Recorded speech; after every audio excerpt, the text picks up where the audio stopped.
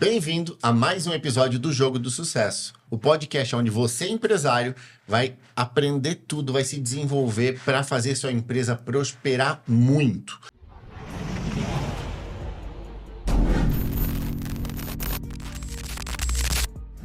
E hoje a gente está aqui com dois convidados, um convidado, muito especial, para a gente estar falando sobre o que fazer com o dinheiro que você tem disponível na sua empresa, ou aquele que você não tem disponível na sua empresa, como a gente tentar rentabilizar o máximo possível.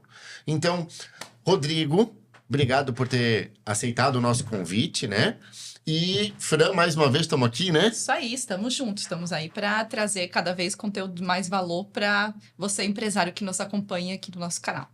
Legal. Bom, pessoal, primeiramente, muito obrigado pelo convite. Thiago, Fran, para mim é um prazer, uma honra participar do podcast Jogo de Sucesso.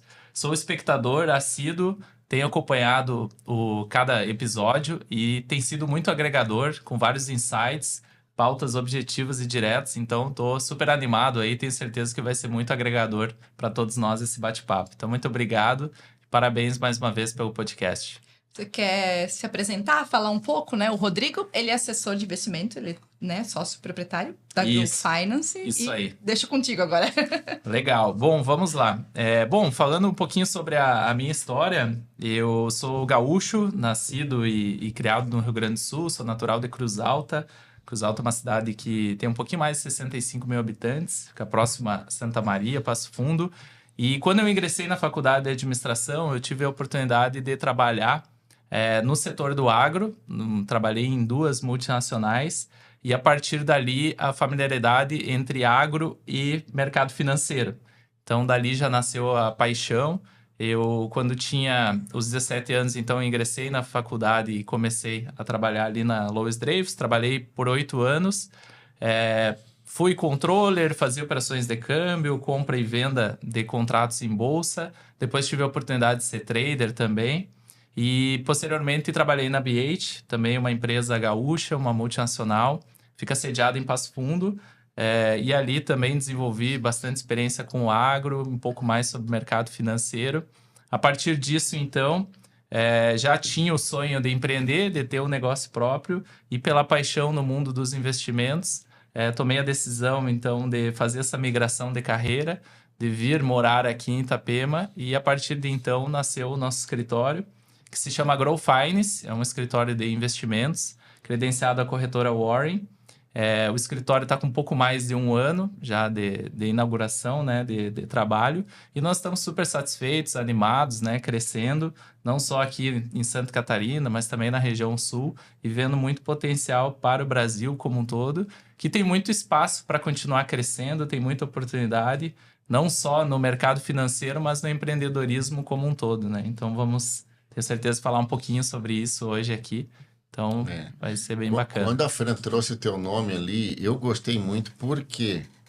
Porque tá tendo um movimento meio que recente. Recente não é. Silvio Santos já começou com esse movimento lá na época do Baú da Felicidade, do Carnê. Uhum. Mas agora eu tenho acompanhado algumas notícias de muitas empresas que elas estão mudando o modelo de negócio para que o maior lucro dela, a maior rentabilidade, venha da gestão do caixa, de fazer o caixa dar rendimento, ou de fazer o cliente deixar o dinheiro ali para ele trabalhar aquele dinheiro. Uhum. Ou seja, uma empresa que era comércio está virando financeira. Uhum. Mas não necessariamente para emprestar dinheiro. Só para ter o dinheiro do cliente para poder dar giro com aquele dinheiro, As lojas já fazem isso, Queres, Casas Bahia, a própria Avan, que é aqui da nossa região, Exato. Eles ganham muito dinheiro com crédito, com isso daí. Exatamente, pessoal. As empresas estão se tornando fintechs, Isso é extremamente interessante. E com o passar do tempo, à medida que a tecnologia acelerou, viabilizou muitos processos assim. Então, é exatamente isso. Hoje, nós temos no mercado 2 grandes distribuidores financeiros. Um são os bancos tradicionais e os bancos digitais, mas também os escritórios de investimentos credenciados às corretoras. A Growth Finance é um deles. E o escritório, além dele ter acesso a a tecnologia como um todo, ele traz de uma forma bem mais dinâmica todas essas funcionalidades. Ou seja, a gente consegue hoje mostrar para o cliente, tanto na pessoa física quanto cliente PJ, né? Todos os produtos e serviços que podem funcionar não só para ele, mas para a empresa dele. E é exatamente isso. Então, hoje, quando nós listamos, nós temos muitos produtos de investimento, muitos produtos de crédito e também, olhando para a área de planejamento patrimonial e planejamento financeiro, toda a parte de securitização e de seguro também. Então, isso é o que realmente está acontecendo. E uma coisa muito interessante, né? Dependendo do setor que tem margens mais apertadas, isso é ainda mais agregador, porque para muitas empresas até muda o jogo, que você consegue trazer muitas vezes margem, inclusive de 2 dígitos, margens do negócio financeiro que passam a ser maiores do que o próprio negócio estrutural. Aí é que entra uma questão, né? Como eu trabalho com consultoria financeira, empresarial, muitos dos meus clientes vêm perguntando: eu quero começar a investir no meu negócio. Mas como, né? O que eu vou fazer? Vale a pena eu investir ou não? Investir, né? Usar, vamos dizer, investimento financeiro, quando eu falo. Cabe entender, como você falou, a margem. Muitas empresas, às vezes, elas têm uma margem de lucro muito alta. Então, às vezes, vale a pena tu reinvestir no negócio. É claro que tem que entender também o risco, né? Porque o risco de empreender é muito alto em comparação a determinados produtos financeiros. Aí depois tu vai falar um pouco mais sobre isso. Mas é entender realmente isso. Muitas indústrias, por exemplo, têm uma margem muito apertada de lucro. Que não vale a pena, às vezes, você colocar a sua empresa toda nesse risco e comprometer... E que às vezes você tem uma rentabilidade grande com risco às vezes um pouco mais baixo. Parte da tua sobra, né? Do teu caixa, deixar como investimento, como reserva. Isso aí. E a mudança do jogo, pessoal, acontece quando o empresário, principalmente a área financeira dele, né? Passa a entender o ciclo financeiro do negócio.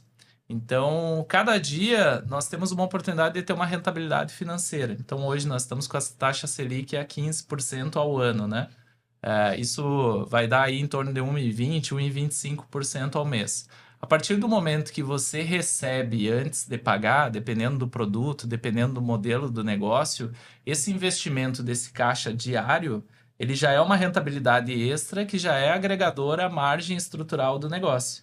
Então, a partir do momento que você entende, olha, qual que é o meu prazo de recebimento, qual que é o meu prazo de pagamento, quanto que eu posso investir, qual que é o custo da minha dívida. Então, realmente, você passa a olhar para os indicadores financeiros e passa a olhar a área financeira, não só com o quesito de pagar e receber, mas também com essa mentalidade de banco, de uma fintech, enfim. Então, com certeza muda o jogo total, né? Aí eu jogo uma pergunta para vocês dois. Eu, empresário, tô lá tocando meu negócio, caixa sobe, caixa desce, entra mais dinheiro, sai mais dinheiro.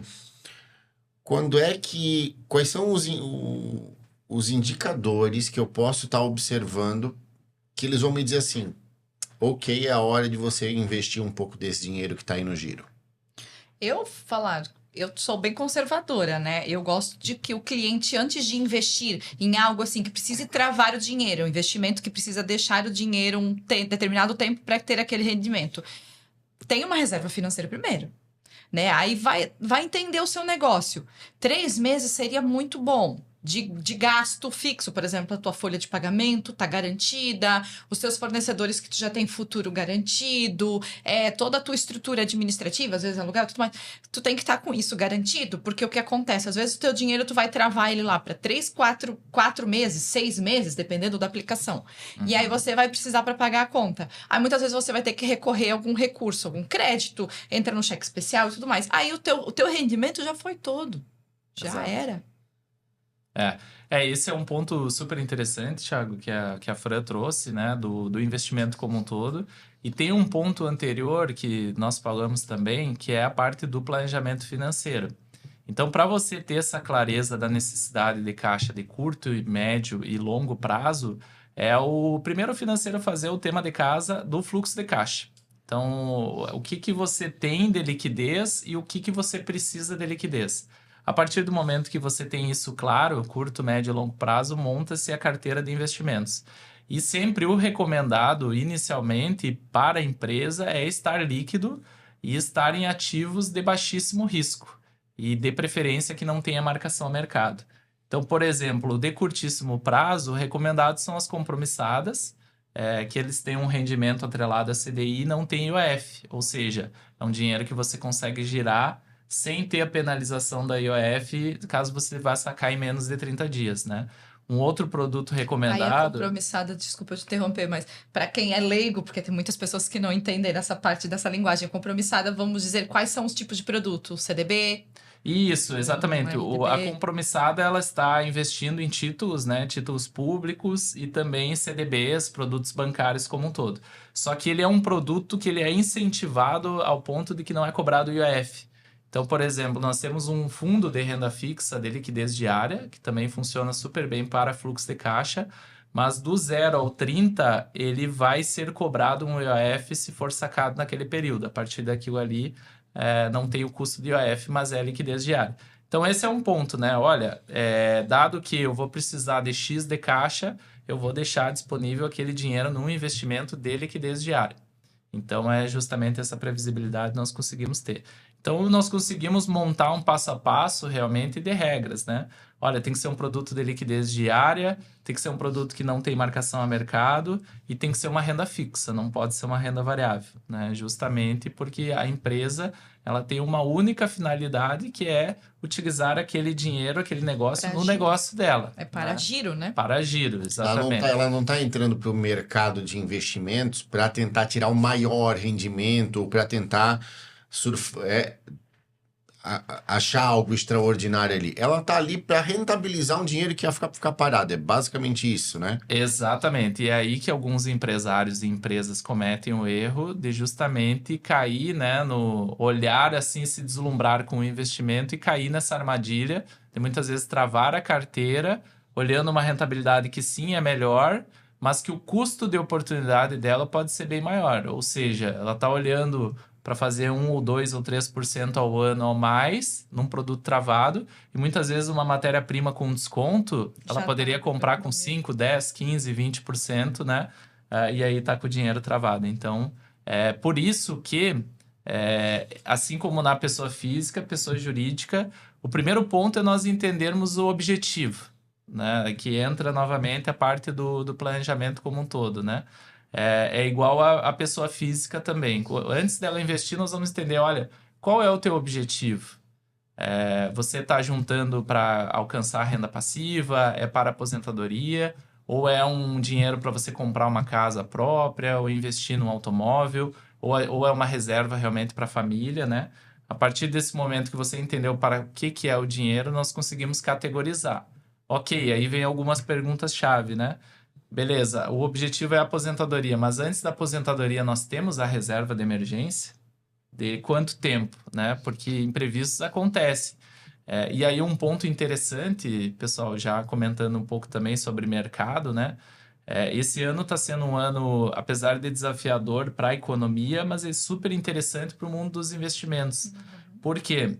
Se você conversasse com economistas e com muitas pessoas há um ano atrás, ninguém imaginaria que a bolsa estaria batendo recorde, o Ibovespa, a renda fixa na maior alta dos últimos 20 anos e a bolsa americana também batendo recordes e o dólar ter caído, né?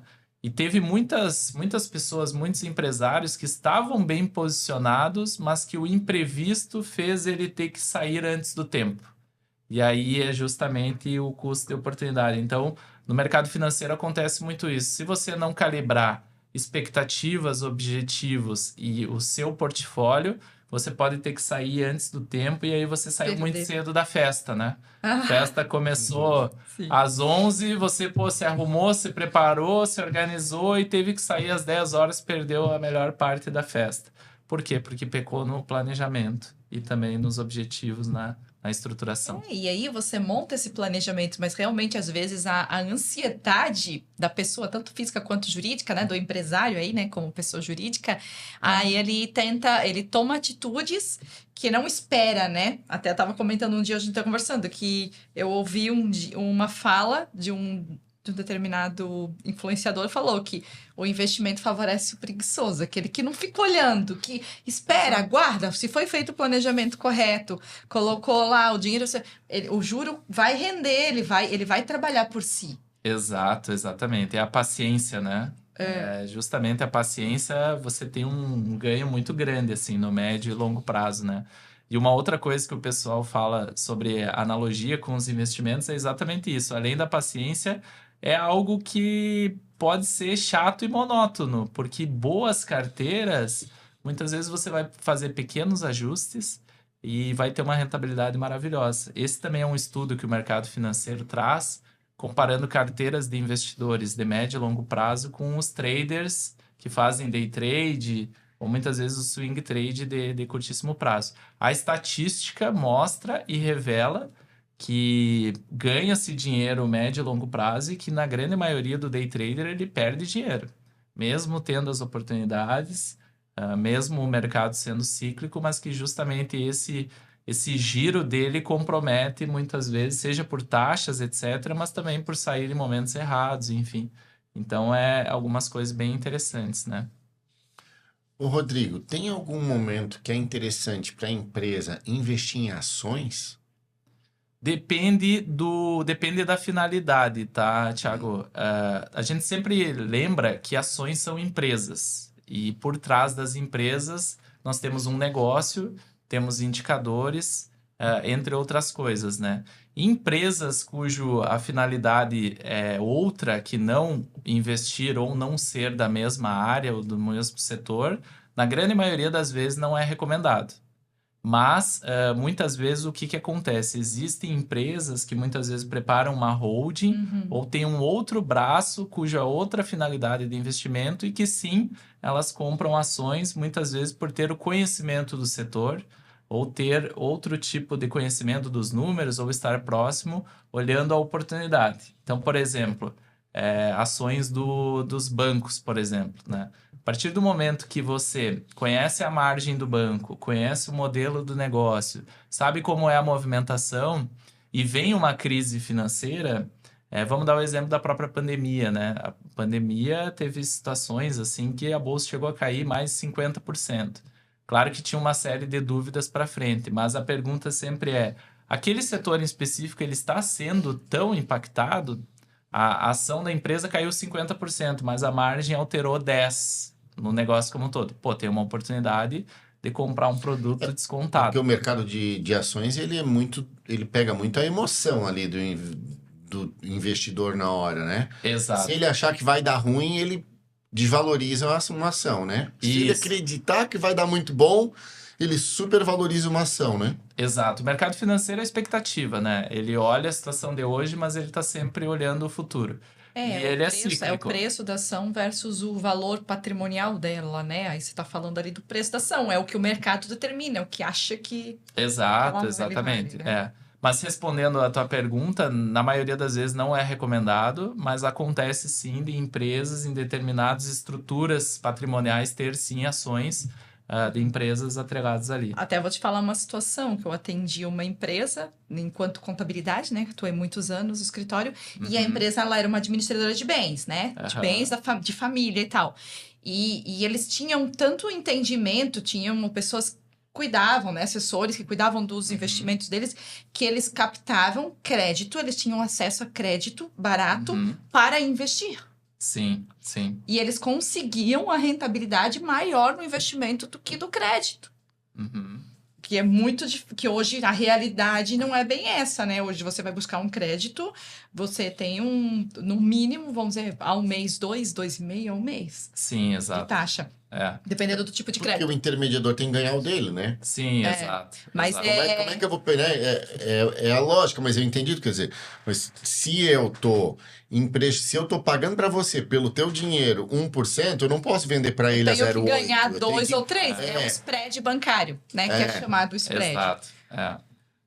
Só que a gente precisa olhar o contexto, né? Mas do negócio esse caso é como uma um exceção, todo. assim, foi uma exceção que eu olhei assim, nossa, eles têm um empréstimo que eles usam dinheiro para investir. E investiam ações, fundos imobiliários e etc. Só que assim, é um risco muito grande. Sim, né? Renda com variável, certeza. você tem você tem uma dívida e o teu dinheiro dessa dívida tá lá numa renda variável. Exato. Tem sobre. Nós conseguimos fazer uma análise por diversas óticas, né? A primeira, olhando assim mercado financeiro, a gente vai olhar até a diversificação do portfólio, né? O Porque a própria empresa, ela já é 100% de ações da empresa. Então, ela já está super alocada em equity. Ela tem o risco do próprio equity, né? Então, a partir do momento que você está comprando mais ações de outras empresas, você está sobrecarregando ainda mais essa cesta, né? Ao invés de distribuir os ovos nas outras cestas. Então, esse é um ponto interessante também. Que é uma analogia tanto para a pessoa jurídica, mas para a física também. É muito comum nós vermos, por exemplo, investidores que têm muito imóvel e têm pouco dinheiro líquido. E o contrário também é verdadeiro, é aquele que só investe no mercado financeiro e não tem outros tipos de investimento. Então, assim como na vida, né, a gente sempre fala que o ideal é o equilíbrio, né?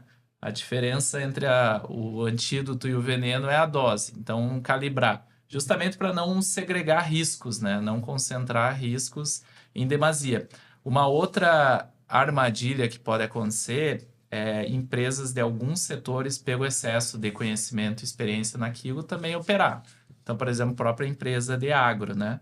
Ela ganha-se dinheiro com a compra e venda de grãos, mas ela pode, em determinado momento, olha, eu acho que o preço da soja vai subir ou vai cair, eu vou dar uma operada na bolsa para comprar ou vender grão. E aí saiu totalmente do controle do domínio dela da operação para justamente especular. Rodrigo, quando a gente está falando em investimento, me confirma uma informação que uma vez eu ouvi. Existe investimento isento de imposto de renda para pessoa física, jurídica não. É isso? Isso, exatamente. A grande maioria dos incentivos, Thiago, está vinculado à pessoa física. E aqui também tem um debate muito bom, né? Que é justamente o empresário entender quando que ele deve distribuir o dinheiro para a física e quando que o dinheiro fica para a jurídica. Aí nós vamos entrar agora numa discussão, porque tem a questão da tributação dos dividendos agora vindo aí, né? Isso, Para exato. 2026. Exatamente. Nós estamos em novembro gravando esse podcast, então, assim, dados e informações, elas são da data do dia 14 de novembro, tá? Para quem estiver aqui Que o assistindo. governo muda toda hora. Então por isso que é Sim. bom atualizar sempre essa informação, né? Mas aí, porque né, com a informação que o Thiago passou, assim, ó, beleza, distribui para pessoa física, né? Se Sim. fosse o caso, investe na pessoa física. Exato, Melhor para exatamente. gerenciar, só que muitas vezes, se tu vai retirar muito dinheiro da empresa, tem que tomar Mas essa mudança que está acontecendo, pelo que eu me informei, ela não vai afetar o pequeno empresário, né? Não. Porque eu acho que é acima de 600 mil por ano que tem que fazer de 50 mil mês. distribuição, Isso aí. né? Isso aí. Só que é uma cesta de mudanças, né? A própria forma de recolher o imposto também, a renda fixa, por exemplo, está sendo impactado. Então, a própria questão do dividendo é a proposta principal, mas tem uma série de outros que está mudando. Então, tem produtos que são isentos, que a proposta e sugestão é que sejam tributados, e a própria renda fixa, que tinha uma tributação regressiva, começava em 22,5 para 0 a 6 meses, depois vinha para 15. A proposta é que fique fixa em 17,5. Então, ele acaba impactando de outras formas também os produtos como um todo, né? Mas com certeza não pega o pequeno, mas também, por outro lado, é uma questão de tempo, né? Porque, e aí até a própria questão da mudança do imposto é justamente para ter uma contrapartida a um gasto adicional que o governo vem tendo, né? O próprio fiscal nosso está super desafiador, mas o próprio governo trouxe o reajuste da isenção, que na verdade nada mais é do que uma correção da inflação do tempo que nunca foi corrigido. Então é por isso que os 600 mil ele também parece muito, mas se você faz a conta do quanto deveria ter valorizado ao longo do tempo com inflação, investimentos como um todo, ele ali na frente o empresário emergente vai também acabar sendo impactado. E a questão da tributação como um todo, se fosse só dividendos, ok, né? Mas tem a tributação do produto, né? Uma série de outros quesitos, por isso que a gente também entra nesse quesito. Será que vale mais a pena investir na PJ ou ele distribuir para a pessoa física, torna a pessoa física mais forte, enfim, tem alguma situação que é mais vantagem investir na PJ, partindo do princípio que é 90% dos empresários brasileiros aí estão na MEI ou estão no Simples Nacional, né? Mas vamos falar no Simples. Muitas vezes é uma empresa familiar, que a distribuição de lucros é para a família. no Sim. máximo para o pai, para um filho, para o pai, para a esposa. Então, meio que não faz muita diferença nessa realidade o dinheiro, a sobra do dinheiro tá na empresa ou tá na pessoa física. Sim. É diferente quando tu tem uma sociedade que tem vários acionistas, que aí você tem Tem regras para distribuição, né? que existe uma distinção clara entre CNPJ e CPFs, no Sim. plural. Quando é uma empresa familiar, tu não chega. Existe a distinção, lógico, teórica, mas na prática ela nem sempre existe, né, Fran? Mistura uma que aí- conta de um com o não é, outro. não é questão de misturar, mas falando, é o patrimônio que da empresa que cresce, que é o patrimônio, a empresa é o patrimônio da família, que aí a empresa crescendo, o patrimônio da família cresce, Em que, Exato. né? em É que diferente dos situação, investidores. nesse contexto, em que situação, para esse cara, para essa empresa que é mais familiar, vamos falar assim, Aham. existe alguma situação que é mais vantajoso fazer um investimento na PJ? Sim, existe, Thiago, porque aí nós vamos olhar, não existe uma fórmula pronta, né, uma fórmula de bolo, mas tem situações que sim faz sentido, tá? Por quê? Porque a holding, ela é uma PJ, então, e existe a PJ administradora de bens. Então, vamos dar um exemplo, o Thiago, na pessoa física, ele tem um apartamento e ele aluga esse apartamento. Essa receita do aluguel, se você declarar na tua pessoa física, ela vai entrar junto com outras receitas tua tabela e pra provavelmente vai dar uma receita que vai estourar o teto e tu vai ter que recolher 27,5 de IR. E se você tem uma administradora de bens, você vai pagar 13% de IR, né, de imposto. Então aí você ganhou 14,5% nessa otimização. Então uma administradora de bens com essa finalidade funciona super bem. A holding, ela também é um excelente ativo de sucessão patrimonial. Aonde, por exemplo, na falta de um dos proprietários, vamos dizer assim, você consegue montar uma holding, montar a estrutura dela societária ao ponto de gerar algumas isenções de imposto e também algumas facilidades. Então, por exemplo, A gente já até falou num episódio do podcast, dá uma rolada lá, que vai ter alguma coisa dessa questão da sucessão patrimonial, mas isso é importante para a questão dos investimentos, né? sim, A gente muito. fala é financeiro, isso envolve muito financeiro. É. Então, pode continuar. Isso, e por que não é uma regra 100%, né? Porque, por exemplo, a própria holding, a própria administradora de bens, ela vai fazer sentido a partir de um tamanho de patrimônio, porque ela tem também custos, você vai envolver a parte financeira, a parte jurídica e a parte contábil, né? Então, por isso que tem que analisar. E a própria questão da empresa também, né? Que nós falamos sobre produtos como um todo, então tem que realmente olhar a fotografia, porque cada situação é uma situação diferente aí para o investimento. Mas aí, como o caso, a holding, uma administradora de bens, ela nasce com esse fim específico. Isso, De inclusive... guardar o patrimônio e muitas vezes gerar renda sobre esse patrimônio. Exato, exatamente. E um ponto interessante também da holding é que ela pode ser uma alavanca patrimonial e financeira para o investidor, no sentido da própria holding dar liquidez para a pessoa física. Então, por exemplo, tem uma modalidade, você fez um investimento no imóvel na planta, na tua pessoa física. Quando esse imóvel fica pronto, você tem a opção de deixar ele na pessoa física e alugar, ou você tem a opção de transferir ele para essa holding. Na transferência, sempre a contabilidade vai olhar o preço de custo e preço de venda. Em algumas situações, alguns investidores conseguem e optam por colocar pelo próprio preço de custo.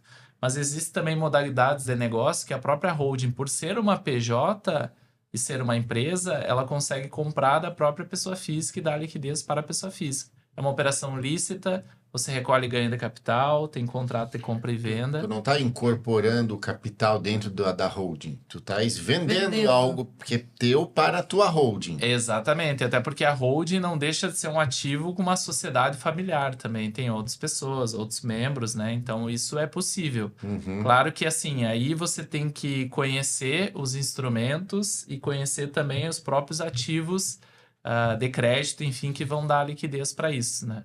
O próprio consórcio, por exemplo, é um instrumento que funciona muito bem no sentido de dar esse tipo de liquidez, ajudando a pessoa jurídica a comprar e a pessoa física recebe à vista esse valor.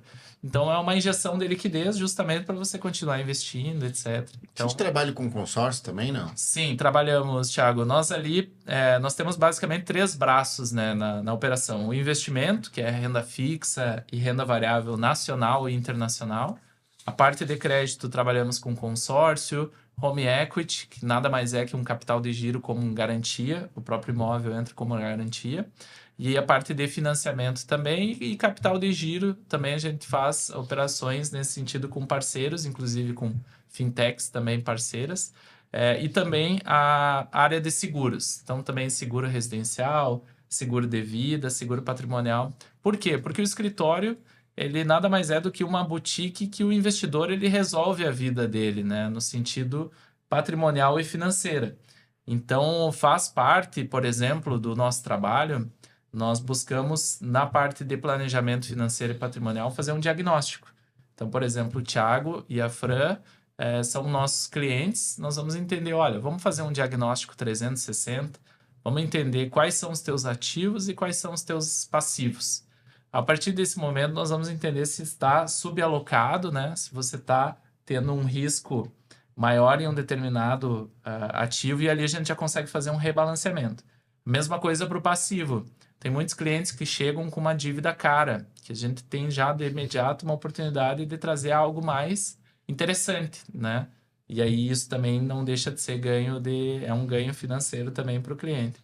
Então, entender o ativo e passivo, a gente vai entender a estrutura familiar e os objetivos. E aí que nasce esse tipo de proposta. Olha, aqui faz sentido ter uma holding, aqui faz sentido você diversificar um pouco mais. E a partir também desse planejamento, a gente consegue definir números para você de uma carteira de renda passiva, enfim, no objetivo como um todo. Então, é um trabalho super completo, onde cada solução é complementar ao ponto de resolver a vida do cliente. Porque, por exemplo, tem o seguro de vida, é uma ferramenta maravilhosa. Ele pode substituir a holding, né? Na questão de sucessão. Sim, Porque eu faço um seguro no valor que vai resolver toda a parte do Ele vai dar inventário, né? liquidez, vai ter o custo, o trabalho do inventário vai ter o custo, só que aí você vai ter a liquidez e esse valor do seguro ele não entra no inventário. Então, há poucos dias, dependendo de cada seguradora, né? Cada empresa, Exato. ele já disponibiliza esse dinheiro na conta dos beneficiários. Isso. Em algumas situações ele substitui, onde muitas vezes ainda não vale a pena você ter uma holding e o seguro, dependendo da estrutura e da forma como ele é montado, ele pode sim substituir. É exatamente isso. Voltando ali para o assunto do consórcio. Sim. Se a gente partir do princípio do que a gente veio falando ali, do caixa da empresa, tentar ganhar rendimento em cima do caixa da empresa, que isso pode ser muito significativo. Até antes de eu falar no consórcio, vou dar um exemplo. É muito comum aqui na nossa região, que é um setor de construção muito forte, as construtoras terem o hábito de...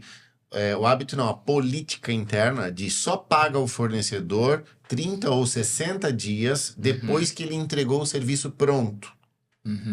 Por quê? Porque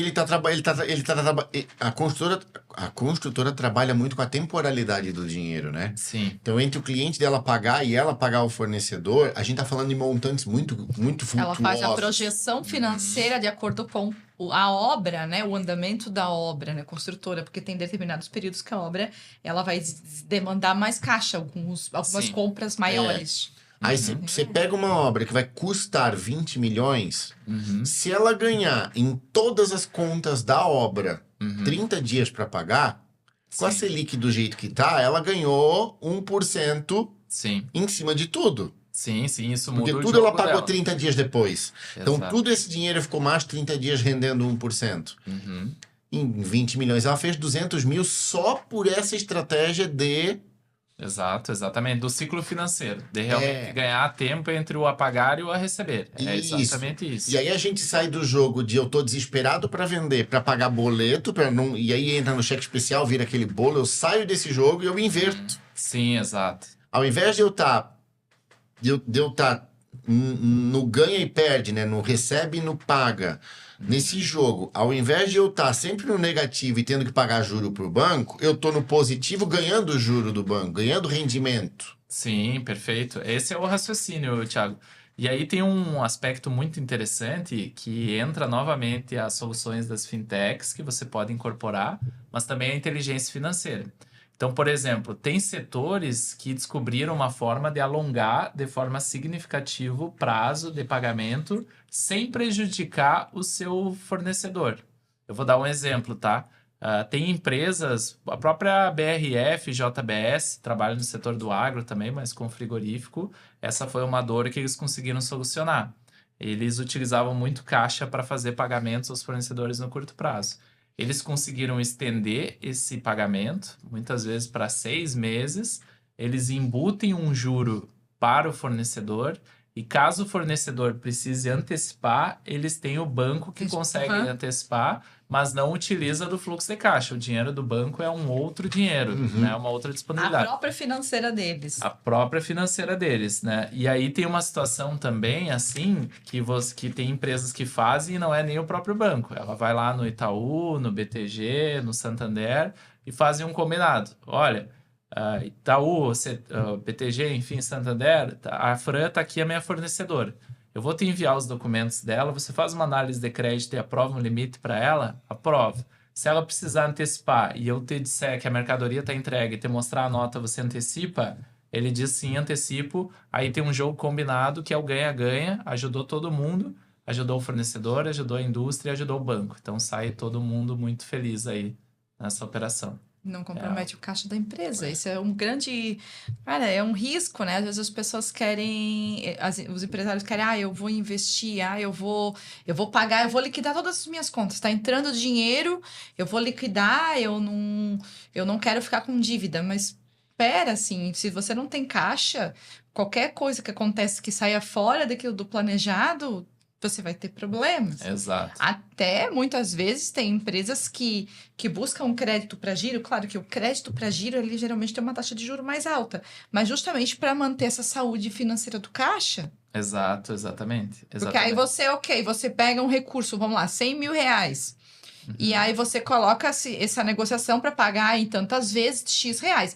Faz o planejamento financeiro, coloca isso dentro do teu fluxo. Fica saudável, você não vai ficar passando aperto.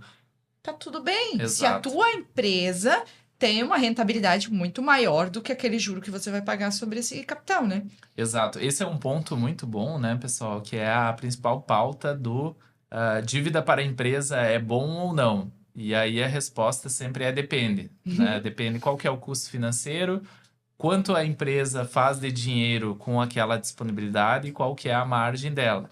Mas, muitas vezes, o que permite um crescimento acelerado de uma empresa é dívida. Então, muitas vezes, sim, ter dívida competitiva, dívida barata é muito bom. Porque às vezes esse empréstimo que tu pegou, ele te possibilita comprar uma máquina que vai industrializar o teu processo, ou contratar mais gente, botar mais dinheiro em tráfego, tu movimenta a máquina da empresa mais, que ela vai faturar mais, né? E você coloca, vamos dizer que você... transfere parte do teu risco para terceiros. Isso, exato. E aí entra muito bem o conceito de justamente o dinheiro da empresa e o dinheiro do dono, né? Então, qual que é o melhor dos mundos? Que quando sobra dinheiro, você distribui para o dono por um período, pela regra, mas quando precisar de dinheiro, a empresa usa o dinheiro do mercado, o dinheiro do banco muitas vezes, e não aquele dono volta e aporta novamente aquele dinheiro que ele tirou. Então, a finalidade da empresa é justamente deixar o dono, o fundador e os sócios ricos, né?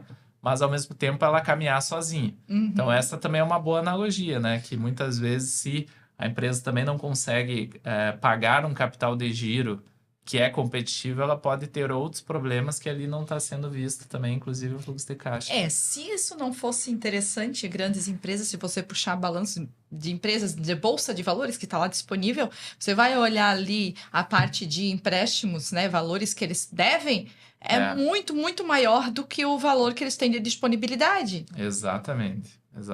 2 a 3 vezes, 4 vezes EBITDA, né? É exatamente isso. Exatamente isso. Claro que aí também eles têm acesso, né? Às vezes acesso a umas taxas de juros bem atrativas, assim, que você paga no mês, eles pagam no ano, né? Exato. Mas tem opções no mercado aí, então vale analisar. E voltando pro assunto do consórcio agora. Sim, tu rodou e não falou. Rodei, não cheguei lá. Agora eu cheguei. Sim. A gente fala muito sobre, tá falando muito aqui sobre investimentos que garantam a liquidez para um dinheiro que a empresa pode precisar. Sim. Porque se ela não tiver liquidez, ela pode ter que antecipar recebível, a taxa do antecipação é muito mais alta que o rendimento, ou fazer empréstimo, que normalmente é muito mais alto que o rendimento. Então, até onde eu entendi, a ideia aqui para o empresário é, principalmente o primeiro dinheiro, né, que ele consegue acumular no caixa, é de liquidez diária, vamos falar assim. Em que ponto é vantajoso para uma empresa começar a investir em cartas de consórcio, sendo que você não tem previsibilidade de usar esse dinheiro, tu depende... se você não der lance, você está dependendo da sorte da contemplação, né? Sim. Porque eu Depende, travo tá, dinheiro, Thiago? né? Eu tô botando um dinheiro lá que a empresa não consegue acessar, né? Mas se você Até quer no contemplar. longo prazo, às vezes, adquirir alguma coisa, seria vantagem. Você coloca em quanto tempo você quer adquirir determinado bem, um imóvel ou... Pois é, mas o que eu quero saber para a empresa. Sim. De um lado, ela pode fazer o consórcio, do outro lado, ela pode fazer o empréstimo. Sim, mas aí depende da estratégia, tá? E aí um ponto interessante, o consórcio é uma ferramenta maravilhosa, é uma excelente solução para o mercado financeiro. O que acontece é que muitas vezes as pessoas ou as empresas, elas ficam insatisfeitas com o consórcio, ou porque ela não estava alinhado com o objetivo certo, ou porque foi vendido de uma forma errada. E aqui, falando, por exemplo, um trabalho que nós fizemos ali no escritório.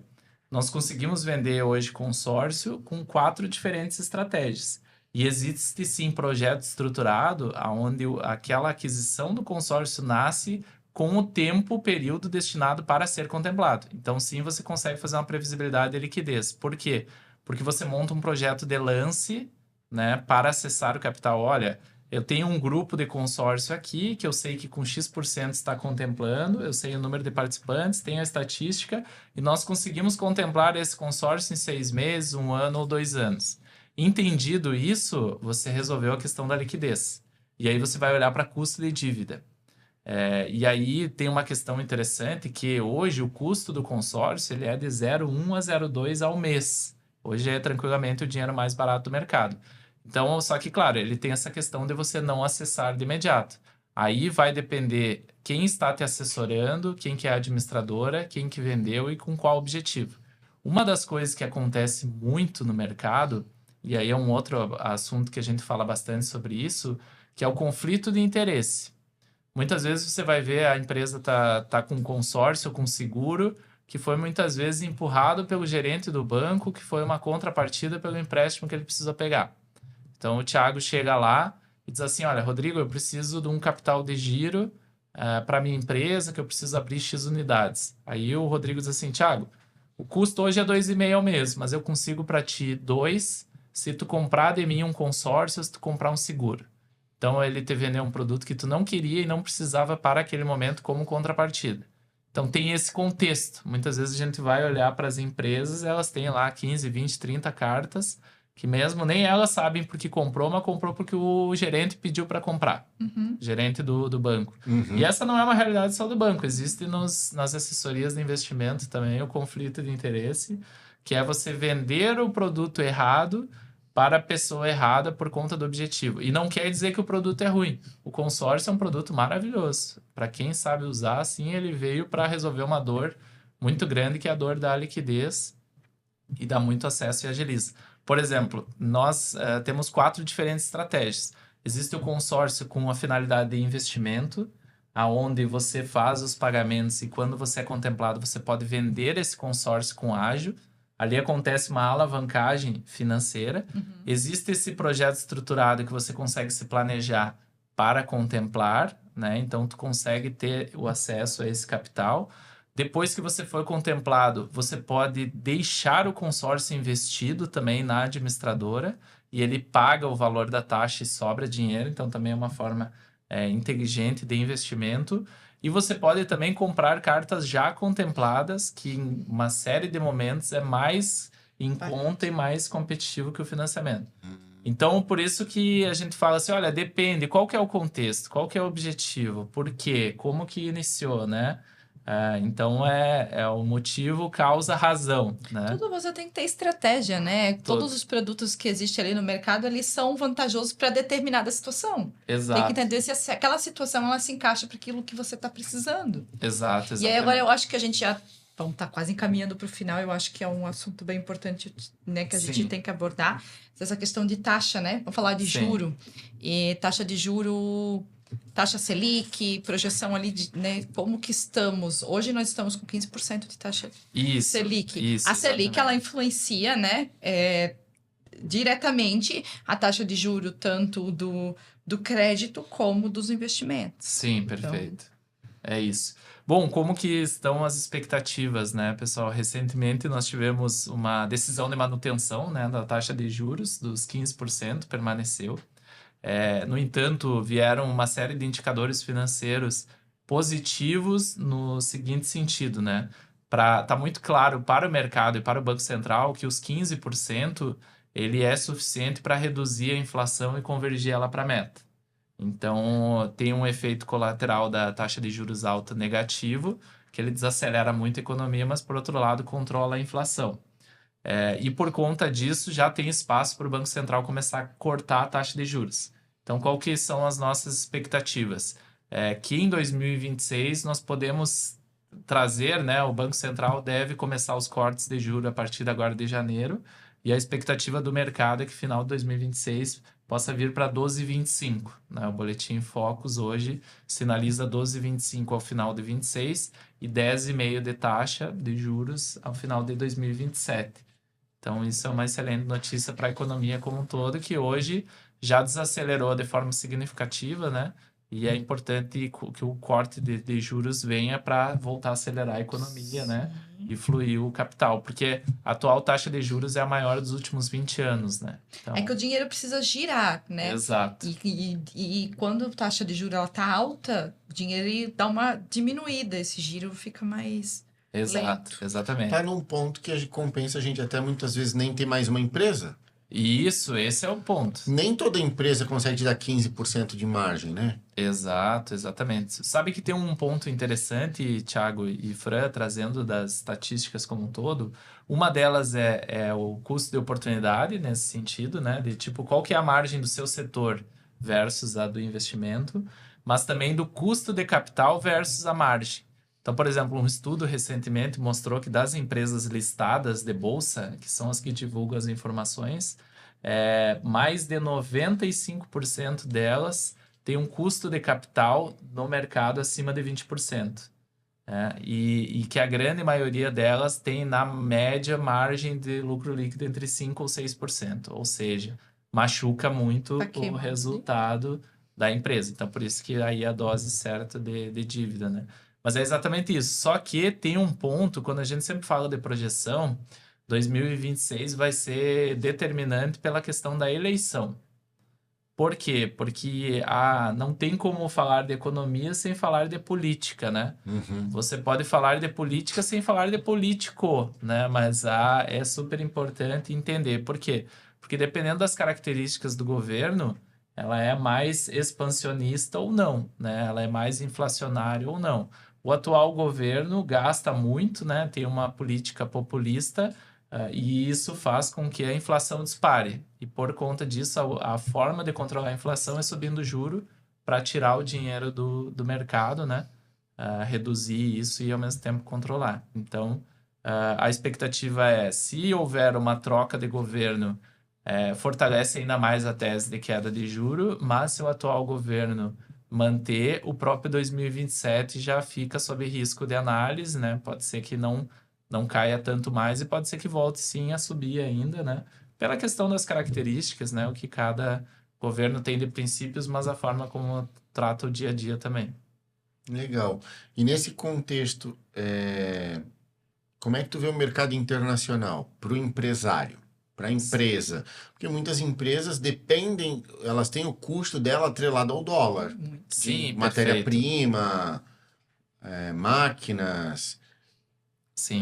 Para empresas que têm esse custo muito atrelado ao dólar, como você vê o cenário daqui para frente e Sim. que caminho você diria assim, ó, você empresário que tem preço atrelado a dólar, precisa se atentar para isso. Sim, perfeito. Essa é uma pauta maravilhosa também, Thiago e Fran. É algo que vem melhorando muito, né? A própria tecnologia também acelerou, o digital, né? Trouxe muita informação, muito conteúdo.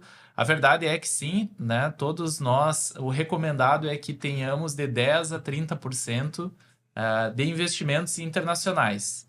Dá para dizer assim que, claro, vai depender do perfil, vai depender da situação, mas tem um racional na conta que ele é até básico, né? O Brasil no mundo representa menos de 1% do volume de dinheiro que circula e de ativos que tem no mundo, né? Então, por que nós, mesmo sendo brasileiros, vamos investir 100% no Brasil?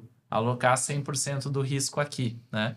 Então, por conta disso, deveríamos sim todos nós diversificar, só olhando por questão de portfólio e principalmente por questão de rentabilidade como um todo, né? Se você comparar a desvalorização do real contra a valorização do dólar, assim, a conta é brutal, né?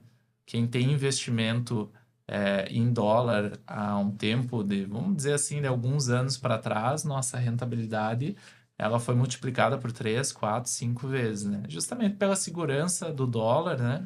E dos investimentos internacionais.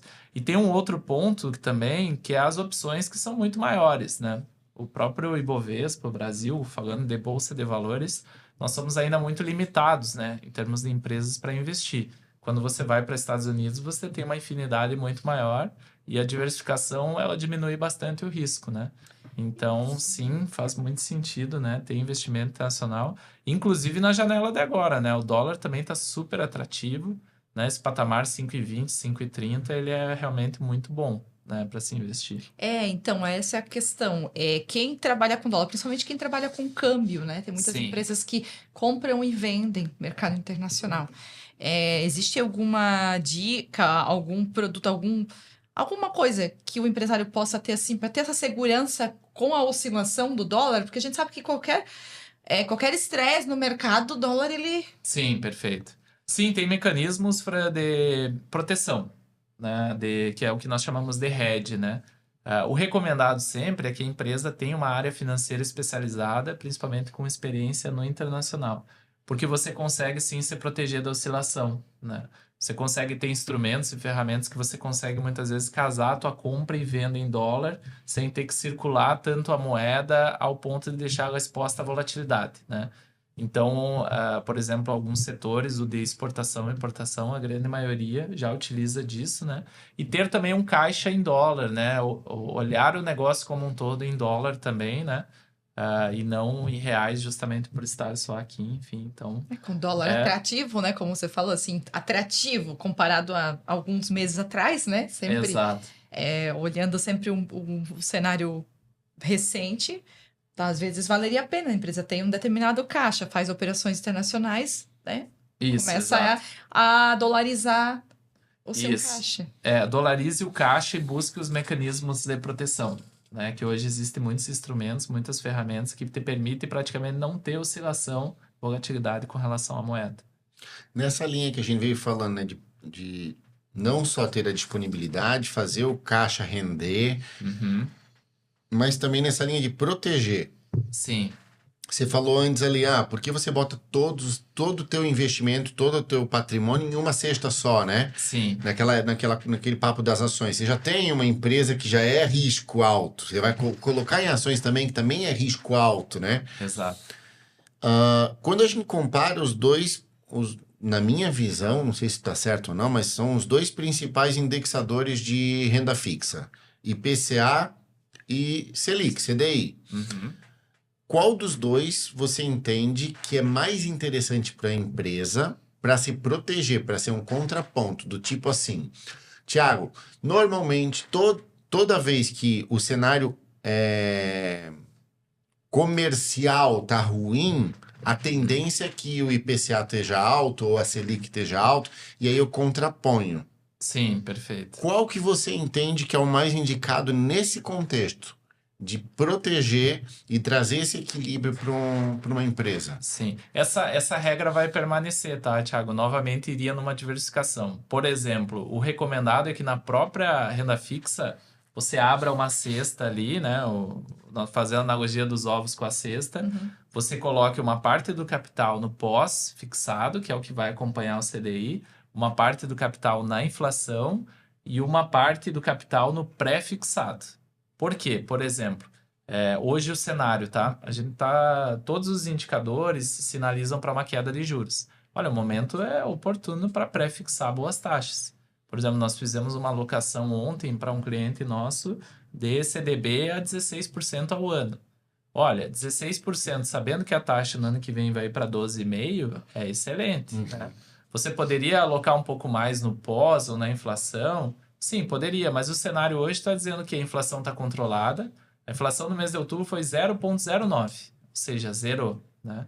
Então, novamente, é a diversificação. Por outro lado, você tem que sim investir em inflação, porque se acontecer o que aconteceu com a Argentina, de explodir a inflação, você pode estar atrelado a um pré e o pós, e explodiu a inflação e o seu dinheiro perdeu muito valor, né? Geralmente, essa distribuição fica em torno de 50% no pós, 25% em inflação e 25% em pré. Essa é uma fórmula, né? E aí você tem que olhar também para o setor, porque a inflação também tem um ponto muito interessante, é que as empresas têm também a sua própria inflação, né? Por exemplo, a inflação no ano passado ficou ali em torno de 5,5%, né?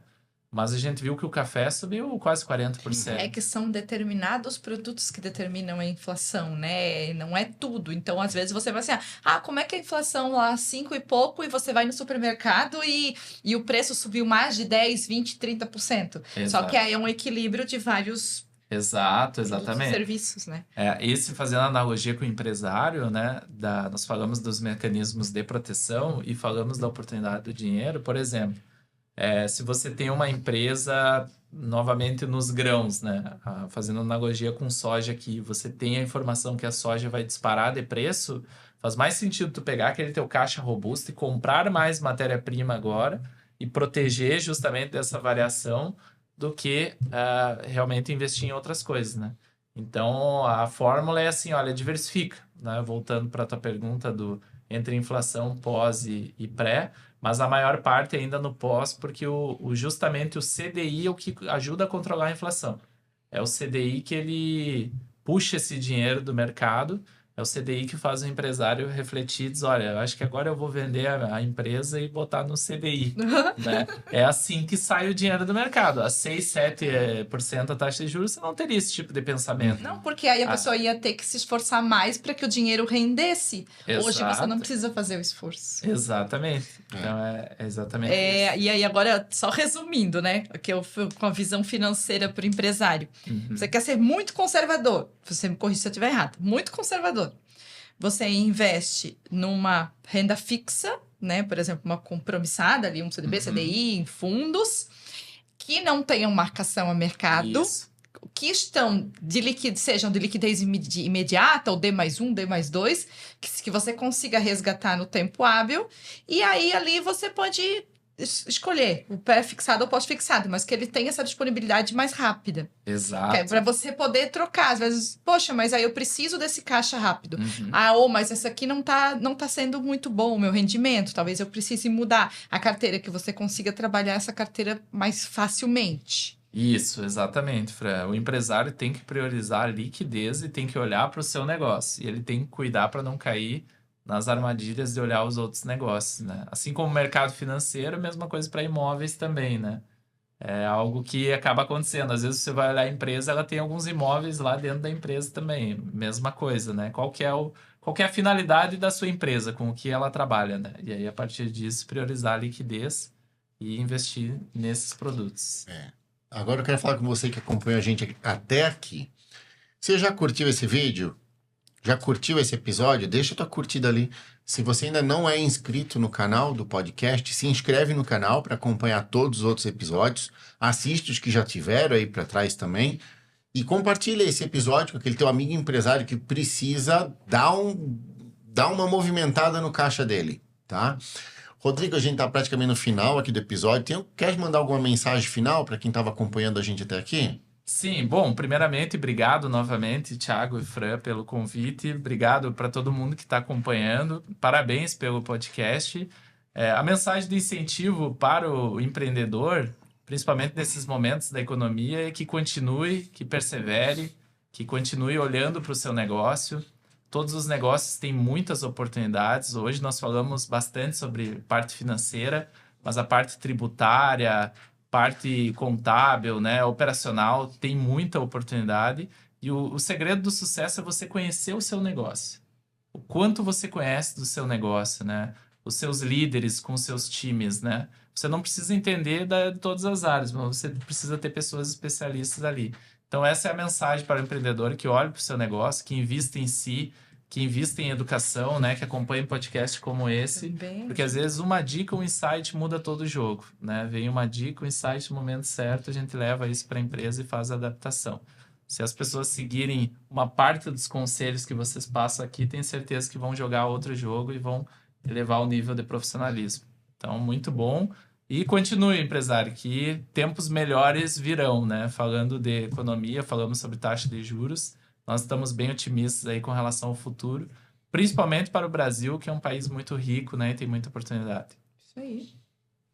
Só agradecer, Boa. né, por ter aceitado o convite e vamos seguindo nessa. A gente vai estar ali com conteúdos cada vez mais relevantes para você, empresário. Se tiver também alguma sugestão que queira que você tenha dúvidas, queiram que o Rodrigo venha aqui novamente para falar de alguma coisa que ficou em dúvida, faz um comentário ali no nosso episódio ali abaixo, que quem sabe a gente faz uma parte 2. Claro, com Venha certeza. 2026 ver assim, será que o cenário se realizou, né? A gente Isso, traz vamos conversar sobre. E vocês também estão convidados, assim como os telespectadores também, para ir lá visitar o escritório, tomar um café lá, e quem sabe o próximo a gente faz lá um bate-papo também. Que legal. Maravilha. Então, Bora. obrigado para você que acompanhou a gente até aqui, tá? E a gente se vê no próximo episódio.